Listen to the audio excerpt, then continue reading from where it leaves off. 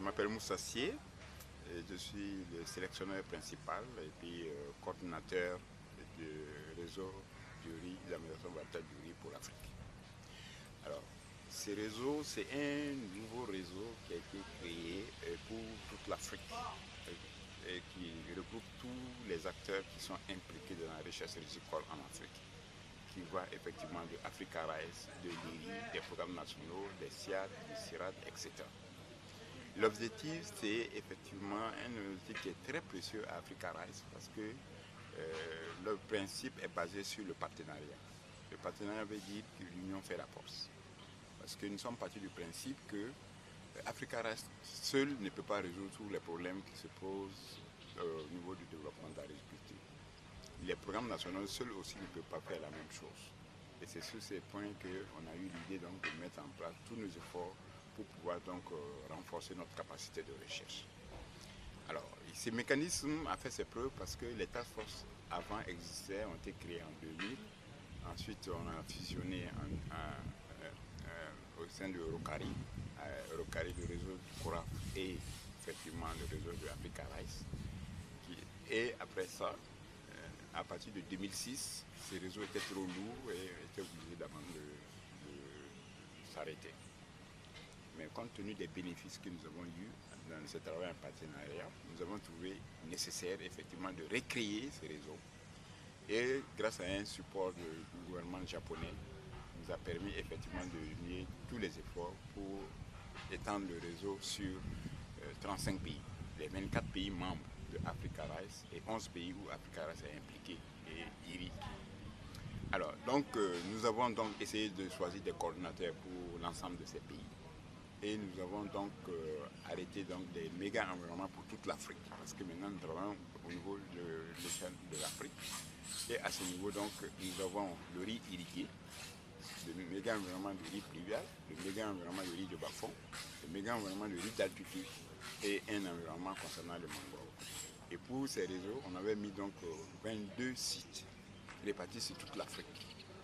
Et sur ces 22 sites, nous allons conduire des essais que nous appelons des essais régionaux. Et après les essais régionaux, les meilleures variétés vont passer en essai national dans chacun des pays en fonction des méga environnements.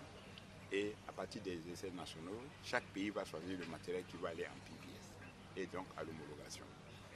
Et l'atelier était effectivement, c'est le premier atelier qui regroupait tous les sélectionneurs de l'Afrique pour la première fois depuis 2006. Et ça, c'est une très grande victoire pour nous parce que nous avons reçu une très grande participation. Mais le côté triste de cette affaire, c'est que les sélectionneurs, comme nous disons, c'est des gens en voie de disparition. Et il y a un vieillissement des sélectionneurs. C'est pour ça que nous avons mis l'accent sur le recrutement des jeunes sélectionneurs et qu'on va les former. Pour vous donner l'exemple, par exemple, nous avons perdu 4 sélectionneurs en moins d'un an. On a commencé l'atelier avec une minute de silence pour 3 sélectionneurs décédés. Et au cours de l'atelier, on nous a informé le décès d'un de nos collègues qui était en cours de rejoindre l'atelier et qui est décédé, le collègue de Mauritanie. Donc ça montre que le côté de la formation est indispensable pour la relève. Alors nous avons aussi harmonisé les protocoles parce que si nous voulons échanger les idées, il faut qu'on parle tous le même langage. Donc on a beaucoup discuté pour harmoniser les protocoles et aussi voir aussi dans l'avenir. Parce que ce groupe d'action qui est le premier groupe d'action en Afrique, nous va réfléchir au-delà des Nerica parce que les Nerica effectivement c'était un produit de Africa Rice. Mais là comme tout le monde sera ensemble, on a pensé qu'effectivement les variétés qui vont sortir doivent refléter donc l'idée de tout le monde. Et c'est pour ça qu'on a introduit aussi l'idée de Arica. Arica qui est Advanced Rice for Africa.